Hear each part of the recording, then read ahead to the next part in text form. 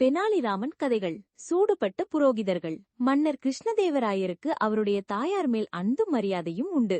தாய் மேல் அளவு கடந்த பாசம் வைத்திருந்தார். அவரது தாயாருக்கு வயோதிகமாகிவிட்டபடியால் மிகவும் நோய்வாய்ப்பட்டிருந்தார். வைத்தியரை அழைத்து தன் தாயின் உடல்நிலையை பரிசோதிக்கச் செய்தார். பரிசோதனை செய்த வைத்தியரும் தங்கள் தாயார் அதிக நாள் தாங்க மாட்டார்கள், விரைவில் சிவலோக பதவி அடைந்து விடுவார்கள் என்று கூறினார். அது கேட்ட மன்னர் வேதனையுற்றார். தன் தாயாரிடம் சென்று, அம்மா, உங்களுக்கு சாப்பிட எது மிகவும் ஆசையாக இருக்கிறது என்று கேட்டார். அதற்கு அவரது தாயாரும், மாம்பழம்தான் வேண்டும் என்றார். அப்போது மாம்பழம் கிடைக்கக்கூடிய காலமல்ல, இருப்பினும் தன் ஆட்களை அனுப்பி எங்கிருந்தாவது மாம்பழம் வாங்கி வர ஏற்பாடு செய்தார். ஆட்கள் மாம்பழம் வாங்கி வர புறப்பட்டனர். மாம்பழம் வந்து சேர்வதற்குள் அவரது தாயார் மரணமடைந்து விட்டார். மாம்பழம் சாப்பிடாமலேயே தன் தாயார் மரணமடைந்தது குறித்து மன்னர் மிக வேதனை அடைந்தார். அதற்கு பரிகாரம் காண எண்ணி அரண்மனை புரோகிதர்களை அழைத்து ஆலோசனை கேட்டார்.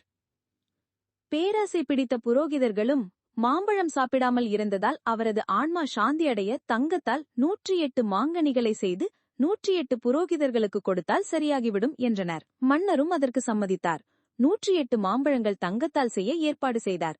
சில நாட்களில் தங்க மாம்பழம் தயாரானது. அவற்றை 108 புரோகிதர்களுக்கு மன்னர் கொடுத்தார். புரோகிதர்களும் மிக மகிழ்ச்சியுடன் அவற்றை பெற்றுக்கொண்டனர். இச்செய்தியை தெனாலிராமன் அறிந்து வேதனையுற்றான்.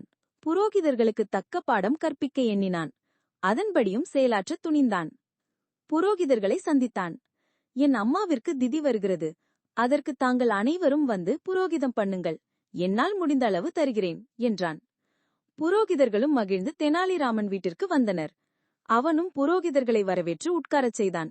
பின் கதவுகளை நன்கு தாழிட்டு பூட்டிக் கொண்டான். ஏற்கனவே நன்கு பழுக்கு காய்ச்சிய இரும்பு கம்பியால் ஆளுக்கு ஒரு சூடு போட்டான்.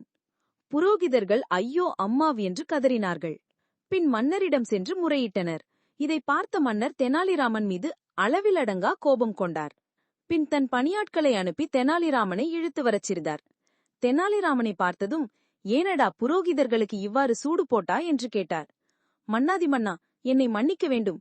நான் சொல்வதை தாங்கள் கவனமாக கேட்க வேண்டுகிறேன் என்றான் தெனாலிராமன்.